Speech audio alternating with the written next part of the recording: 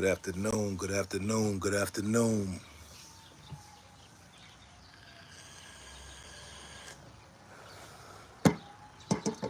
Y'all see the title? Serious question. NWA, gangster rap, gangsterism, lyricism, denial. Are are these words are the topic of discussion for the day. Are we, and I say we because we are people, and I include myself in the conversation.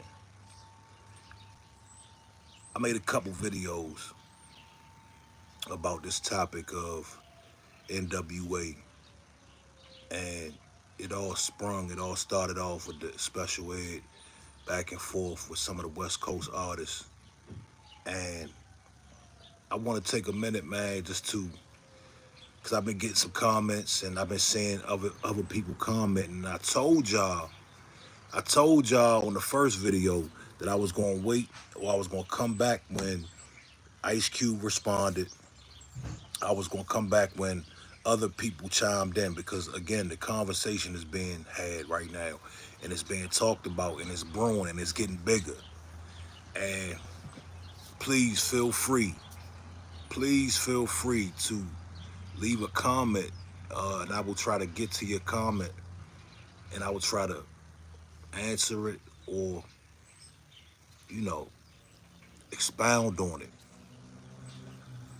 I saw an interesting interview with Cam, West Coast Cam.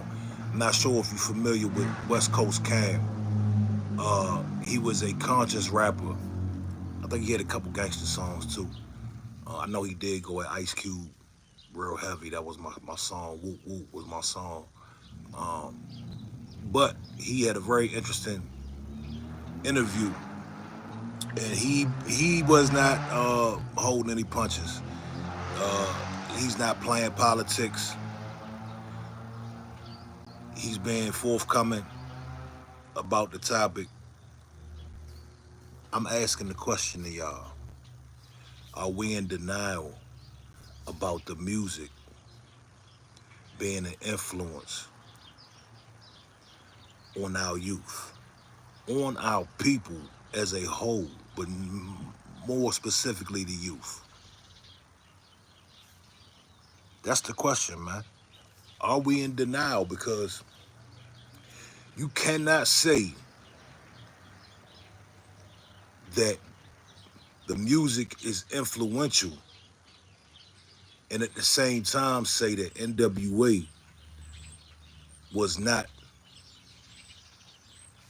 the start of a new wave of music that influenced youth in a negative way. Or I'm just say the culture.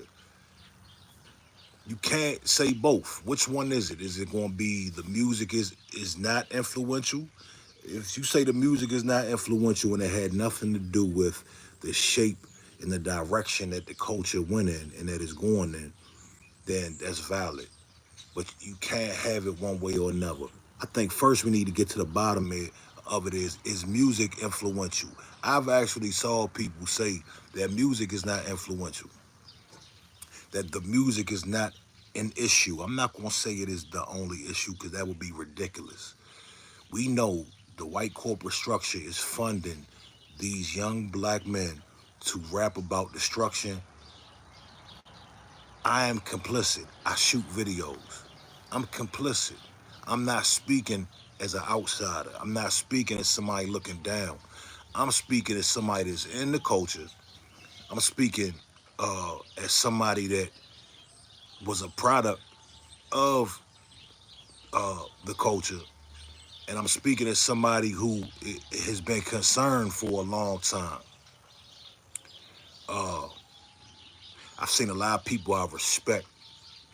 I saw them give their take, and it seems like they're in denial. It seems like they in denial, man. Some of the people that I really, really, really respect, they don't believe that NWA was the start of the destruction as far as music goes. We are definitely not saying that there was no crime and NWA bought all this crime. We're not saying that. It seems like everybody that's responding to this is talking about another. They're bringing up different points, man. I don't understand if they're not grasping the topic of the discussion or what. But it seems like it's a little bit of deflection going on. Nobody really is addressing the topic head on. Um, One of the biggest rebuttals has been that there was crime before NWA and it was off the hook before. No doubt, no doubt. NWA was talking about what was going on. We already got that established. What Special Ed said, what a lot of us have been saying, uh, is that when NWA came, it became a lot more popularized. It became a lot more acceptable to rhyme about certain topics. It became fashionable and trendy to have a certain image. It almost became mandatory to have a certain image, to have a certain way about your music, about your image. And the thing is, I broke it down in my other video. We saw rappers go from dance, party, lyricism, and next thing you know, they wearing Dickies and I mean, Common. I mean, come on, dog.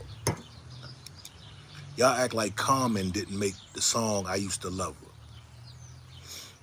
I mean, Common, the rapper, Common from Chicago, he addressed this years ago. Go listen to the song "I Used to Love Her." He already addressed this, dog.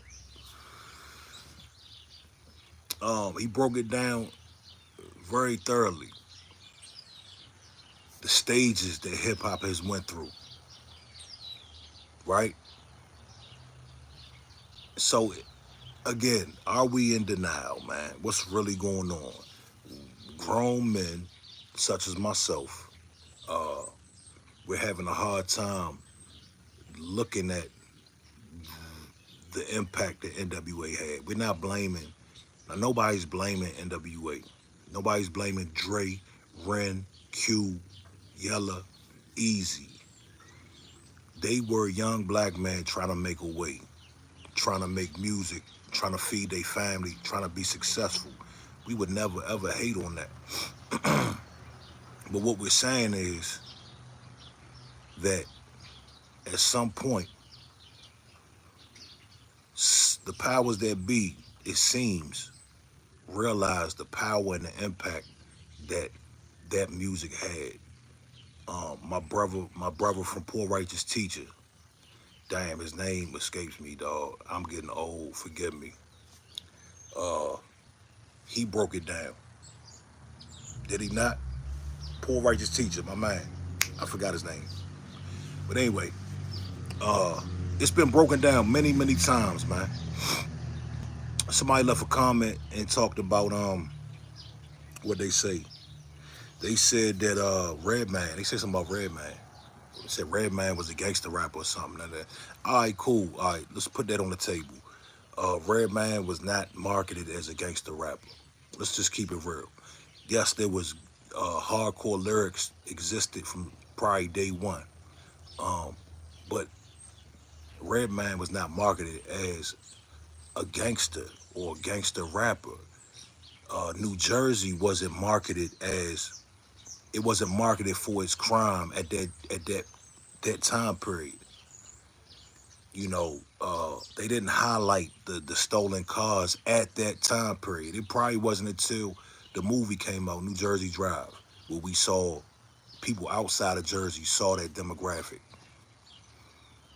So I mean, that was kind of a weak talking point. But you can show up, brother, if you wanna add something to that. Maybe you could tell me something I don't know, and I'm open to listening to different perspectives.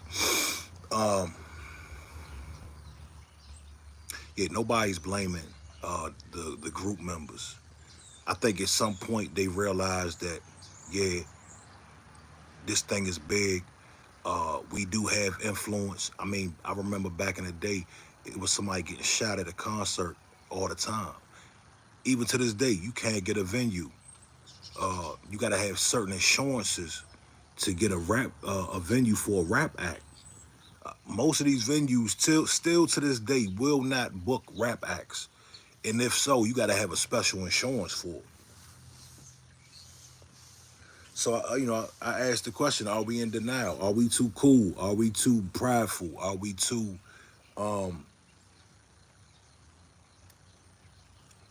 are we too caught up in blaming? Are we not sharing the responsibility? Because I believe it's a shared responsibility. It is a shared responsibility between the big corporations, the rap artists, and the fans, such as myself. We we bought the shit. Our people didn't buy it as much as the dominant society. They showed up to the concerts. They showed up to the record stores. It is definitely a shared responsibility. I wish I could see my chat, man. Is anybody even comment? Somebody talk to me. Tell me something, man. Tell me your opinion. What do y'all think about this NWA thing? It's a hot topic right now. It's a very important topic right now, and the people want to know. Uh, was Special Ed right when he said that NWA ushered in a new wave of destruction as far as music goes? Let's keep it right on topic. He didn't say NWA ushered in a crime wave. He said they ushered in an agenda, and they were used. Man, let's just keep it real. They got used. The big corporations saw this new wave of music. They saw that it was working. It was spreading like wildfire. The lyrics. Go back and listen to the lyrics, man. I told y'all in the last video, I said, look here. On the last video I did, I told y'all, I said, listen. I said, go back and listen, watch Special Ed's video, and then go watch the NWA video. Somebody commented and basically said that they didn't see what I was saying or what I was trying to say. What I was saying is the whole vibration of the NWA video, it was new. It came in. It was different from what the standard was. The standard was MC, DJ, dancers. That's what it was. When NWA came, it changed big time. So I would love to hear from y'all, man. I would love for y'all to tell me what y'all think. Tell me y'all thoughts. I wish I could read my comments from the last video so I could get my 2 cents. But I'll stick around for a minute just in case anybody wants to chime in. Every time I get off these lives, man, I forget what I want to say. You dig? But we love NWA. We love hip hop. We love gangster rap. I love gangster rap. But we gotta keep it real, fam. We gotta keep it real. We gotta definitely be honest about what's going on. We gotta be honest about what went on. Go check out that West Coast Cam interview. I think it's on Ogar's channel. I forgot his channel name. Hip Hop TV, Hip Hop something. Go look for a interview with West Coast Cam. Just type it in, you'll find it. Cam is very credible. He was around all the NWA. Go see what he had to say about it. He was on ground zero, man. He saw everything from its inception.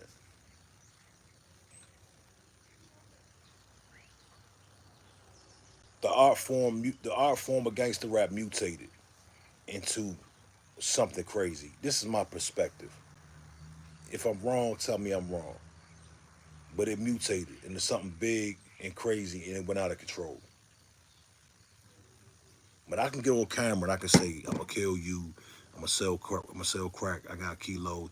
Once that was once we were able to do that, dog, it went crazy, dog. Like it went crazy.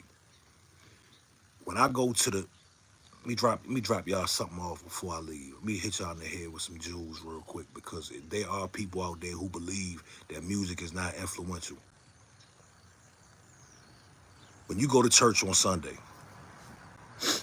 take out the religion, take out the dogma aspect.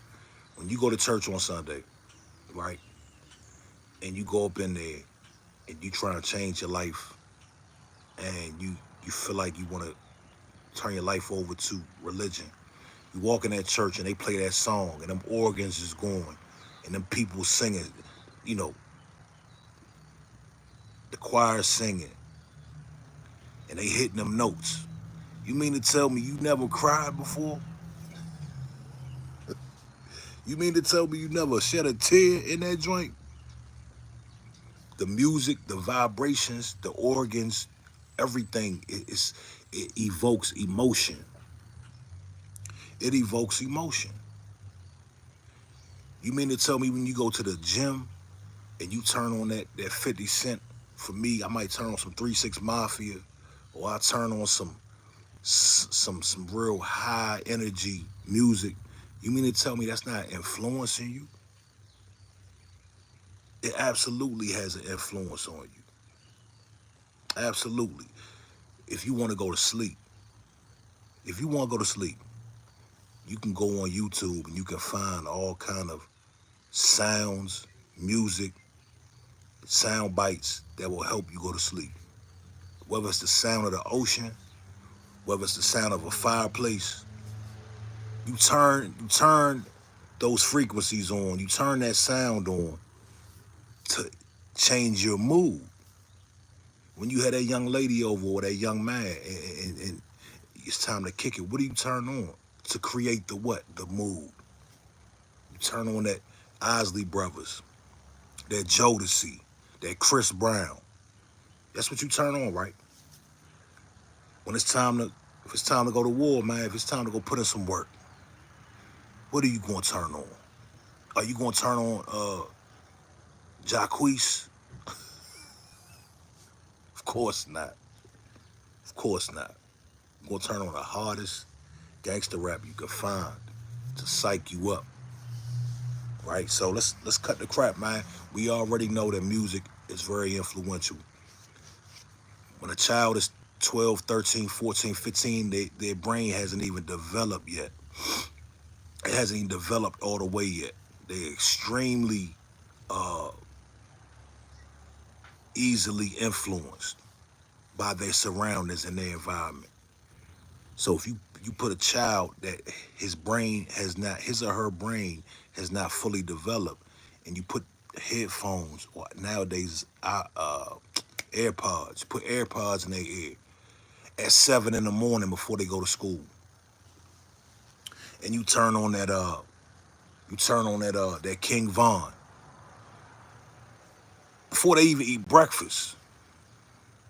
They got the AirPods in their ears, listening to Lil Durk and King Von.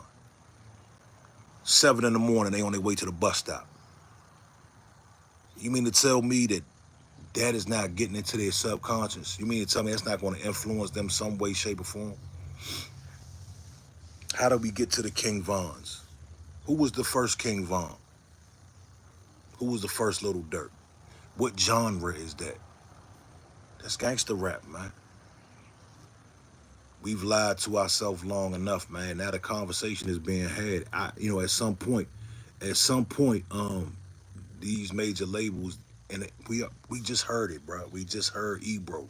We just heard Ebro come out and tell the people. He said, what did he say? He said these labels are not signing artists no more. They're signing Afro beats. They signing Latin music.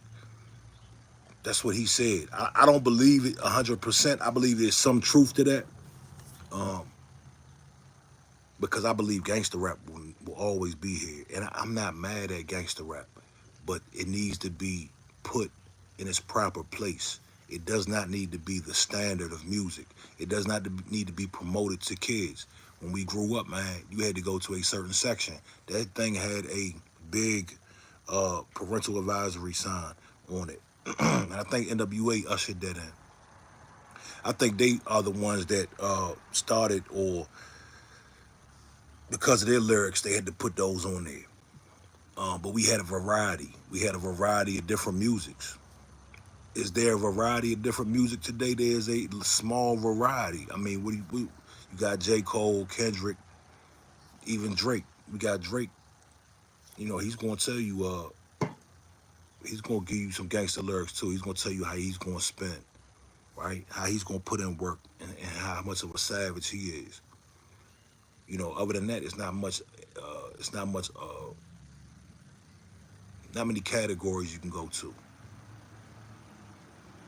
I think this conversation will be ongoing because it's a big one. These record companies created generational wealth. I'm talking about generational wealth. They created generational wealth off of the backs of this gangster rap, uh, black killings, destruction, drug selling. They can send their family to college for the next 50 to 100 years.